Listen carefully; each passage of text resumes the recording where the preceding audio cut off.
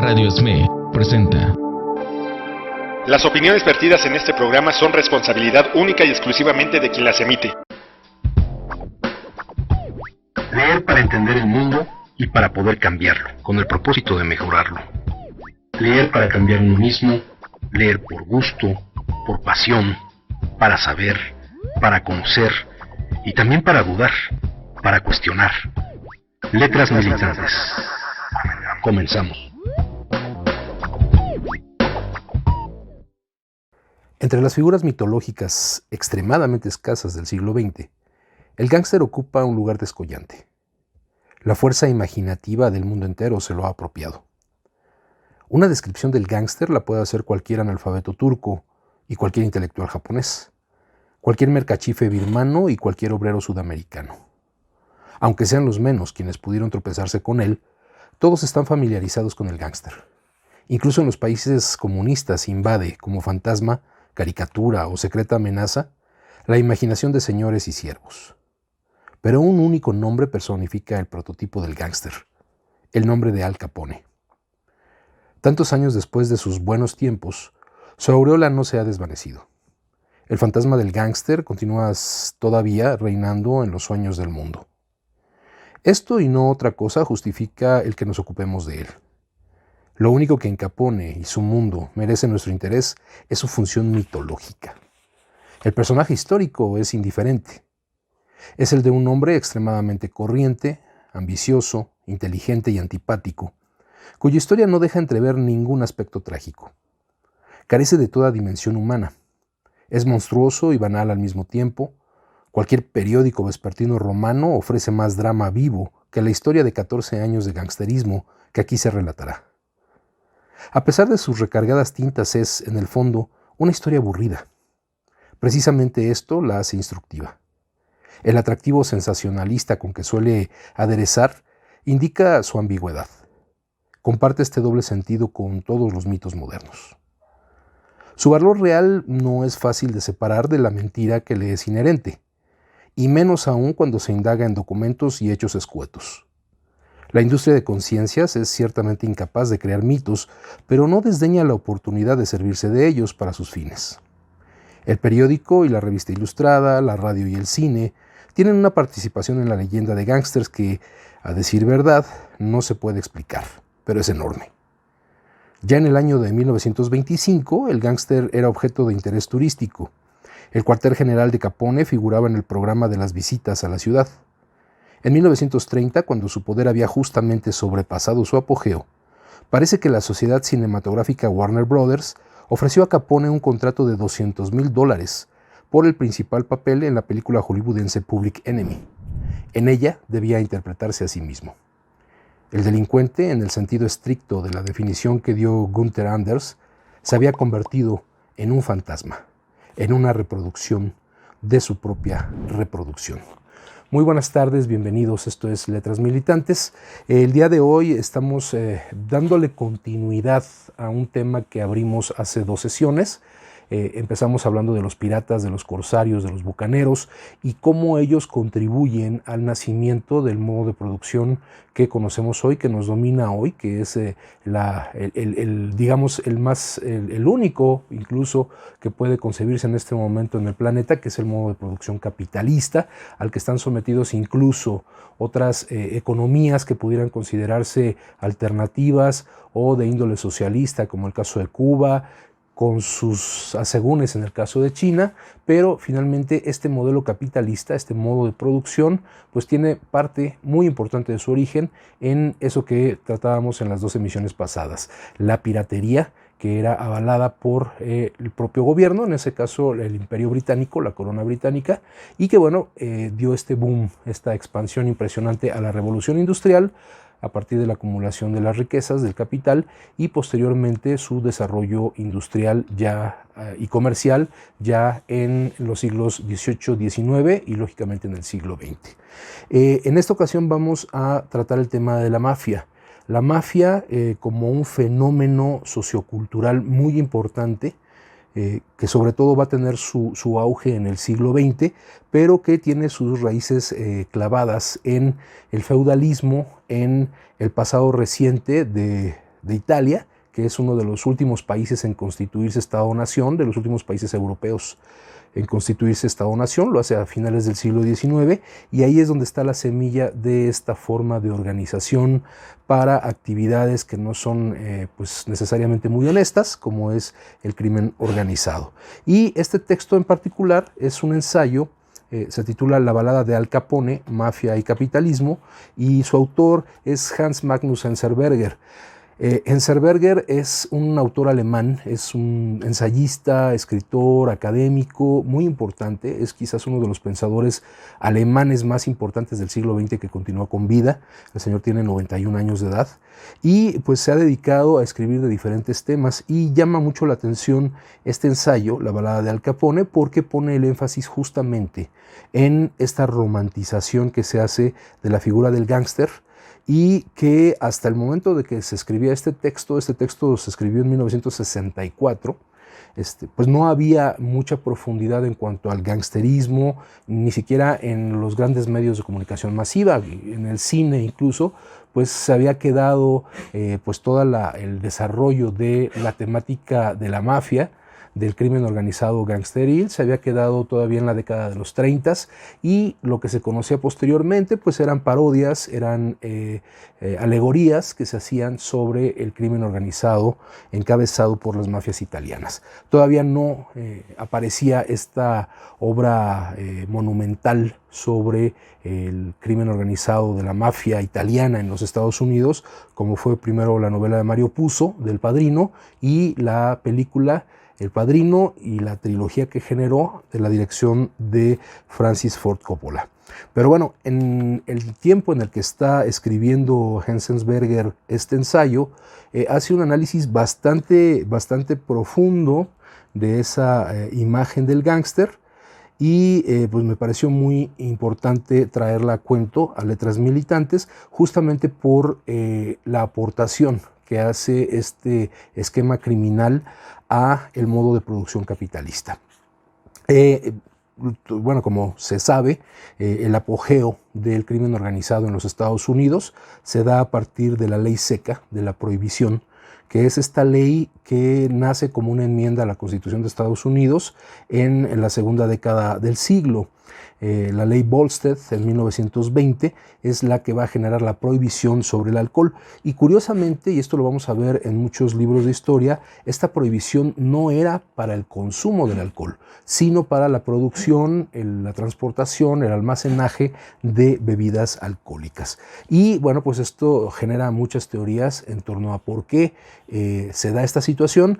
El origen de esta prohibición, bueno, junto con la ley Volstead y otras iniciativas, nos habla de un interés particularmente de ciertos grupos de la comunidad norteamericana, más orientados hacia el puritanismo religioso, que pues, condenaban el alcoholismo, el consumo del alcohol, como uno de los factores para el que se perdieran los valores americanos, queriendo enraizarlos de manera tan fuerte a inicios del siglo XX, y que finalmente va a dar lugar a esta prohibición que va a durar prácticamente 14 años. Entonces nos parece muy importante retomar cómo la mafia, como el crimen organizado en ese periodo de prohibición genera un auge mucho mayor y una producción mucho mayor de la industria del alcohol que la que se tenía antes, que era más artesanal, que era más casera, que no estaba tan industrializada, pero que con esta prohibición y con el tráfico que va a quedar a cargo de estos mafiosos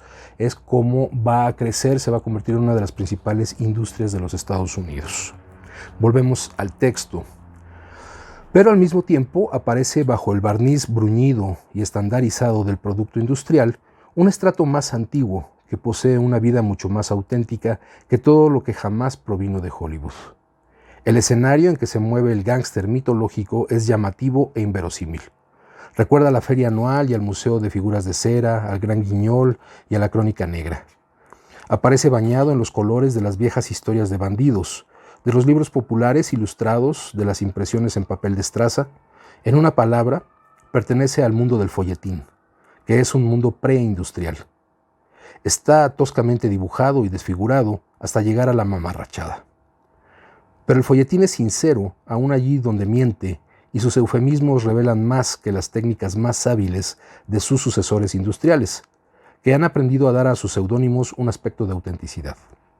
Así, el folletín es un alegato acusatorio que la sociedad extiende sin sospecharlo y junto a la gran literatura es el último portador de la conciencia mitológica. Precisamente su parcialidad, lo exagerado y disparatado de sus retratos garantizan su autenticidad mitológica. Y en esto Enzensberger hace referencia a cómo diferentes personajes en la historia de la literatura y de la propia cultura estadounidense pues no lograban el nivel mitológico que va a alcanzar, por ejemplo, el cowboy, los vaqueros en el viejo oeste, y que ya no va a poder ser pues igualado hasta entrado el siglo XX con los gángsters, con la figura del gángster, pero que pues ya profundizando en su historia, despojándolo de ese rasgo mitológico, vamos a ver que no tiene mayor profundidad y de hecho es bastante vergonzante. Chicago continuó siendo, hasta bien entrado el siglo XX, una ciudad abierta, una ciudad de la frontera. Tras ser explotado el oeste del continente, se abrió otra frontera, una frontera que no era geográfica, sino de tipo social. Se trataba de la inmigración. En sucesivas oleadas fueron llegando a Chicago los inmigrantes procedentes de Italia, Irlanda y Polonia. Una vez allí crearon gigantescas colonias que a menudo se resistieron durante decenios a la asimilación. Este también es un detalle muy importante. La inmigración constituye uno de los factores fundamentales en el desarrollo de estas comunidades que lógicamente al ser discriminadas, al ser aisladas por los habitantes pues más antiguos, que no serían los indios nativos de América, sino estas comunidades migradas también de Europa, como son los holandeses, los propios ingleses, y que ya tenían pues prácticamente 2 siglos establecidos en el continente americano, generan este rechazo hacia la ola migrante que desde el siglo XIX y particularmente en el XX se da con comunidades italianas, polacas e irlandesas. Y son justamente estas 3 comunidades las que van a desarrollar este movimiento de organización criminal en los Estados Unidos. Hay que recordar, no solamente la mafia italiana, también tiene que ver la mafia irlandesa. También los polacos organizaron sus pandillas y sus grupos delincuenciales. Con ello concurrían en Chicago desde tiempo inmemorial algunas de las condiciones necesarias para fundar un imperio de gángsters. Sin embargo, no se cumplían aún todos los requisitos exigidos. Es verdad que una rama de actividades con muchas derivaciones atendía a 2 necesidades básicas de la ciudad: juegos de azar y chicas fáciles.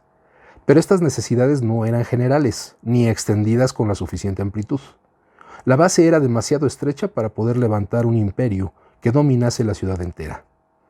Esta dificultad no la solventaron los concejales de Chicago, sino la Cámara de Representantes de los Estados Unidos de América, que votaron una 18ª enmienda a la Constitución del país llamada Ley Volstead, que es esta ley que mencionábamos al principio, con el que se prohíbe la producción de alcohol. Brotaban del suelo tabernas clandestinas, los llamados speakeasies en Nueva York, que un año antes contaba con 15,000 bares legales. Esta es una cifra impresionante.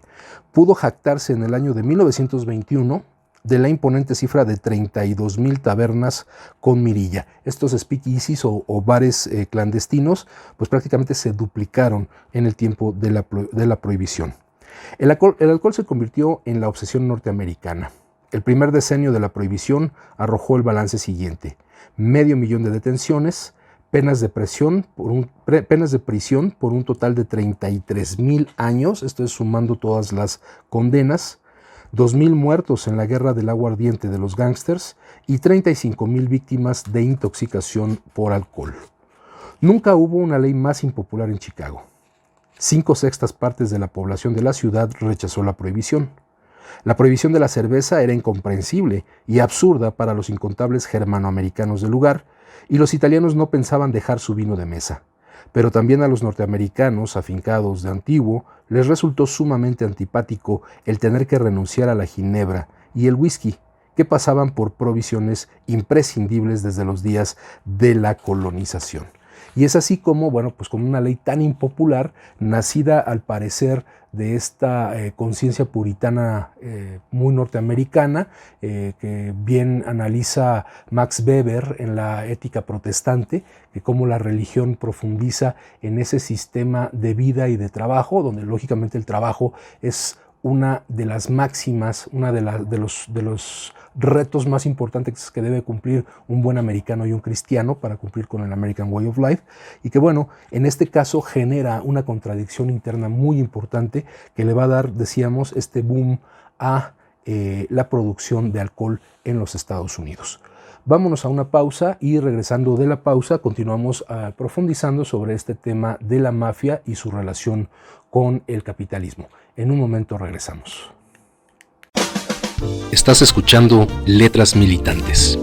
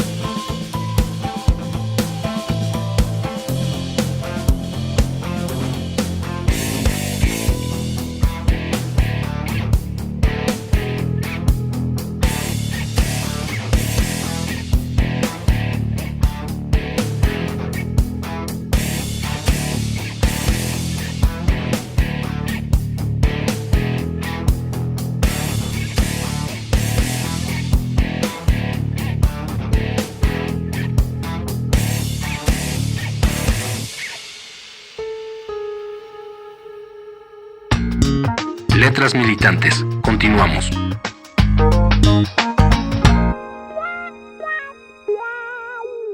Y ya estamos de vuelta en Letras Militantes con el texto de Hans Magnus Enzensberger, La balada de Al Capone, Mafia y Capitalismo, donde, bueno, estábamos hablando de cómo esta ley Volstead, que da origen a la prohibición del alcohol en la década de 1920, va a generar este boom en el contrabando y en las actividades ilegales que van a encabezar pandillas criminales de inmigrantes italianos principalmente, aunque también se sabe que había una fuerte oposición en el caso de Chicago de la mafia irlandesa. Y una de las cabezas importantes de este movimiento criminal, esta organización criminal al inicio de los años 20, o particularmente en las dos primeras décadas del siglo XX, estaba encabezado por Jim Colosimo.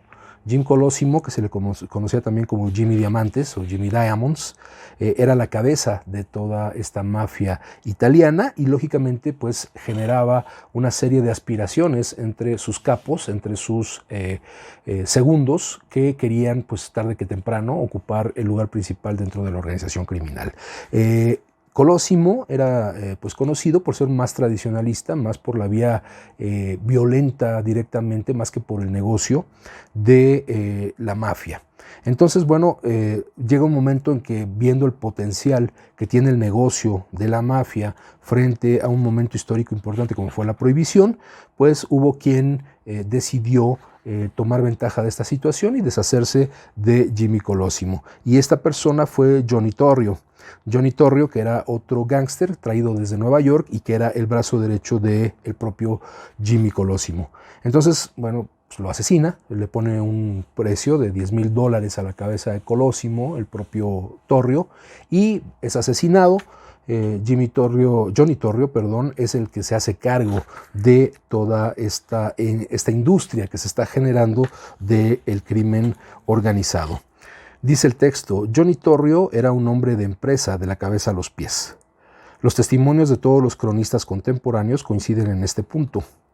Amigos y enemigos, testigos sobornados e insobornables, gángsters, colegas e historiadores lo describen unánimemente como un talento al cual solo puede hacer justicia la jerga de la sección de demandas para ciertos empleos, o el aviso ilustrado como lo conocemos aquí en México, que se encuentra en los más renombrados periódicos del mundo occidental. Y aquí hace una descripción a manera de sarcasmo sobre la imagen del propio Johnny Torrio. Gran personalidad, capaz de llevar buena administración y de comportarse con aplomo. Resuelto, perspicaz y con inventiva que irradia optimismo e iniciativas. Hábil en las negociaciones, experto en toda cuestión de dirección y organización, se busca para montar un ramo industrial nuevo, enorme y de gran porvenir. Se trata de una misión gestora muy importante que exige conocer a fondo las fases de la producción hasta el marketing. Son indispensables un severo manejo del personal y un poder de persuasión superior al normal. O como diría esta famosa frase de Vito Corleone en El Padrino: hacer propuestas que nadie podrá rechazar. No es mera metáfora la comparación del capo mafioso con un alto ejecutivo. Es verdad que fueron las ráfagas de ametralladora en las calles de Chicago y no sus pacíficas transacciones las que llevaron a Torrio a la celebridad de los titulares en todo el mundo. Pero su estrépito era tan poco su talento emprendedor como una campaña publicitaria lo hace con los recursos financieros del trust que le ha montado. Johnny Torrio no llevaba ninguno de los apodos típicos de los gángsters. Sus gentes le llamaban el presidente del Consejo de Vigilancia. El lustro en el cual operó, el periodo entre 1920 y 1925, fue el periodo creador de la más lucrativa industria de Chicago, la industria del alcohol. Su crónica parece, a trechos, un fragmento de la historia de las firmas comerciales. Los capítulos de que consta podrían, deduciendo algunos inoportunos detalles, figurar en el programa conmemorativo por el aniversario de una sociedad anónima. Y entonces aquí vemos cómo el crimen organizado se presta nuevamente a impulsar a la industria, a impulsar la ganancia, a impulsar el modelo de producción capitalista. Torrio encontró la rama de actividades ilegales relativas al alcohol en una situación bastante primitiva. La producción estaba en la fase de manufactura. El aguardiente se preparaba a pequeña escala con procedimientos casi manuales. A ello se añadía un insuficiente suministro de mejores calidades por improvisadas vías de contrabando. El presidente del Consejo de Vigilancia procuró, ante todo, conseguir un buen capital base. Lo encontró en las familias de cerveceros reputados y de rancio abolengo, que no habían quedado muy contentas a raíz de la ley Volstead. Esas gentes prestigiosas aceptaron con gusto, cooperar en las empresas de Torrio. Entonces aquí ya entre los propios fabricantes, que no eran industriales, eran todavía de alguna manera artesanos, pero eran propietarios de grandes extensiones de terreno, de las materias primas. Con ellos se establece esta sociedad que le va a dar el realce que va a tener durante el siglo XX la industria del alcohol. Pero bueno, la propia carrera de Torrio se fue complicando por la misma relación con otras pandillas de gángsters que buscaban tener también el liderazgo en el caso de Chicago. Entonces a ellos se enfrentó Torrio. Dice: Torrio pudo ofrecerles tan buenas condiciones que muchos de ellos se alistaron en las filas de sus guardaespaldas, que a finales de año llegaron a unos efectivos de más de 100 hombres. Sin embargo, sus mejores colaboradores los obtuvo Torrio de los círculos de su ciudad natal, Nueva York.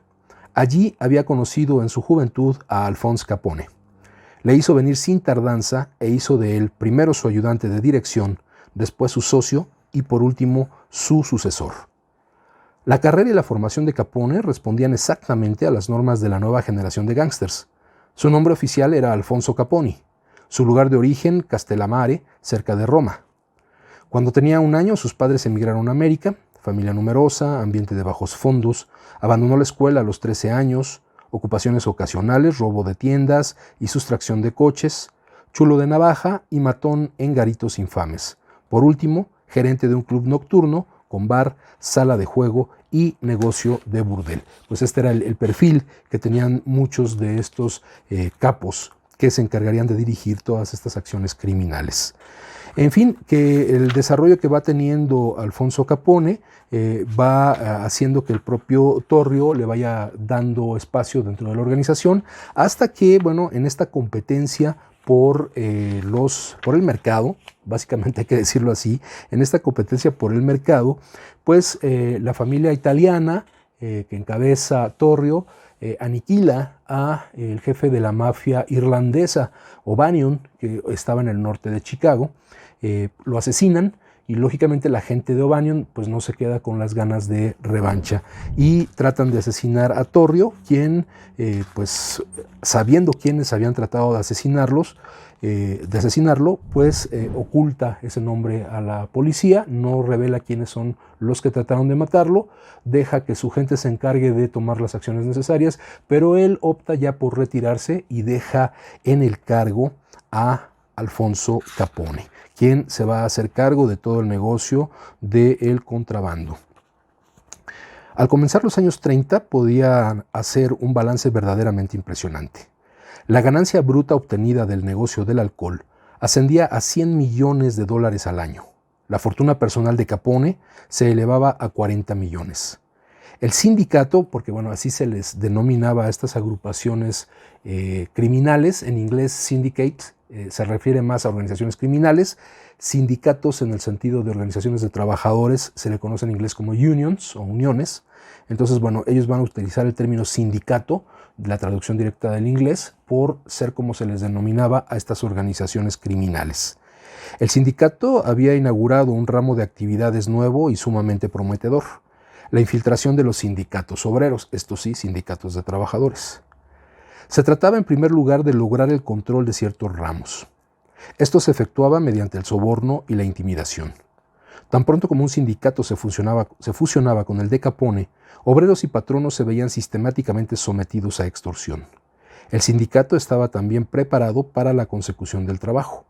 Así, por ejemplo, Capone equipó a sus tropas de choque con picos de partir hielo e hizo que reventasen en el intervalo de 4 semanas 50,000 neumáticos de coches aparcados. La operación favoreció a los propietarios de los garages controlados por el sindicato, por supuesto. Capone participaba de los beneficios. En el año de 1931 dominaba cerca de 1/3 de los sindicatos de obreros especializados de Chicago. Eran, en cierto modo, su frente de trabajo. Es decir, también empezó a buscar la manera de lograr esta expansión de la organización criminal, y en los sindicatos fue donde encontró pues el lugar preciso para infiltrar a su gente y seguir con sus negocios. Sin embargo, bueno, pues no todo puede durar eternamente, y en mayo de 1929 tuvo lugar en Atlantic City una de aquellas conferencias de gángsters en las que Capone solía poner a prueba su brillante aptitud para las negociaciones. Esta vez fueron invitados a tratar del entrecruzamiento y expansión de sus respectivos intereses no solo los jefes de las bandas de Chicago, sino también los dirigentes de toda la industria norteamericana del crimen. La conferencia transcurrió a plena satisfacción de Capone. En el viaje de regreso a Chicago, el enemigo público número 1 tuvo que detenerse 2 horas en Filadelfia. Entre 2 trenes vio una película. Salió del cine hacia medianoche. 2 detectives lo reconocieron y lo apresaron. Un cacheo reveló que llevaba consigo una pistola. Al día siguiente, Alphonse Capone fue condenado a 1 año de prisión por tenencia ilícita de armas. Era el principio del fin. Capone quedó mudo de asombro. Nunca hasta aquel momento había pasado un solo día en prisión este hombre, múltiples veces asesino. Los policías y los jueces de Filadelfia no quisieron aceptar dinero de él. Porque aquí hay que decirlo, desde Johnny Diamantes y luego con Torrio y particularmente con Al Capone, la policía se convirtió, aquí lo menciona Enzensberger, prácticamente en la propiedad privada de la mafia. Todos los policías, desde los policías que patrullaban las calles hasta los jefes de distritos, el jefe de la policía de Chicago, los jueces, etcétera, estaban pagados, estaban en la nómina de la mafia. Y algo de esto podemos ver también en otra excelente película de Brian De Palma, que retoma esta serie de televisión de Los Intocables, y ahí retrata parte de este ambiente y con una magistral actuación de Robert De Niro como Al Capone. Pero así vemos cómo la policía incluso estaba incluida en esta nómina que tenía la propia mafia. Ahora de repente soy en todas partes la víctima propiciatoria. Estoy harto. Creo que voy a retirarme, dijo Capone. Pero sus adversarios más temibles no se hallaban en Chicago, sino en Washington. Eran unos cuantos ancianos insignificantes con lentes y cuello duro. Cada uno de ellos tenía un escritorio en el Departamento de Investigación de Impuestos del Ministerio de Finanzas, y en estos escritorios los pedantes y pacientes jefes de sección depositaron, en el curso de unos años, toda una colección de pruebas. Por eso se decía que era el principio del fin, porque como no podían atribuirle homicidios directamente, se fueron por la parte más sensible, que es el dinero, la máxima de follow the money. El proceso de Capone comenzó en junio de 1931 y en octubre del mismo año el dictador de Chicago fue definitivamente derrocado. Se le condenó a 11 años de cárcel y $50,000 de multa. Capone no tenía que expiar ningún crimen de asesinato, robo, cohecho, soborno y subversión, sino un delito más grave. No había pagado sus impuestos sobre la renta. Y sabemos históricamente que pues esa fue la terrible caída de la mafia de Al Capone. Ya nos está ganando el tiempo, entonces vamos a dejar para una segunda emisión continuar con este texto de Hans Magnus Enzensberger sobre la balada de Al Capone, mafia y capitalismo, y lo vamos a enlazar en la próxima emisión con la manera en que la mafia de un negocio que duró prácticamente 14 años, que fue la prohibición del alcohol, se extendió de manera brutal hacia otros negocios, como se ve reflejado también en esta trilogía genial de Coppola, de El Padrino, y que finalmente sigue vigente el día de hoy. Quizás la mafia italiana como tal no es la que domina el panorama. Hoy pues sabemos que este término de mafia se extiende a diferentes organizaciones criminales de distintas partes del mundo. Sabemos hoy que hay una mafia japonesa, conocida como los Yakuza. Hay una mafia china, las Tríadas, que incluso tuvieron muchos asentamientos aquí en México, en el norte del país, pero también aquí en la Ciudad de México hubo estas organizaciones secretas criminales chinas. Hay pues una mafia rusa que nace de la caída del muro de Berlín y del bloque soviético, y con estos agentes hiperentrenados de la KGB que se volvieron maestros del crimen organizado. Lógicamente las mafias también de los negros en Estados Unidos, las pandillas en Nueva York, en Chicago, en California, que también lograron consolidarse de manera importante. Entonces vamos a retomar estos temas sin olvidar, sin perder de vista que es dentro del ámbito del modo de producción capitalista. Cómo este crimen organizado ha sido funcional, ha sido necesario para la expansión y para la consolidación del modo de producción capitalista, incluso en las épocas de crisis, porque vamos a encontrar puntos de contacto entre las grandes crisis del capitalismo y el ascenso del poder de estas organizaciones criminales. Por el momento es todo. Esto es el final de esta emisión de Letras Militantes. Nos vemos por aquí la próxima semana. Muchas gracias y muy buenas tardes.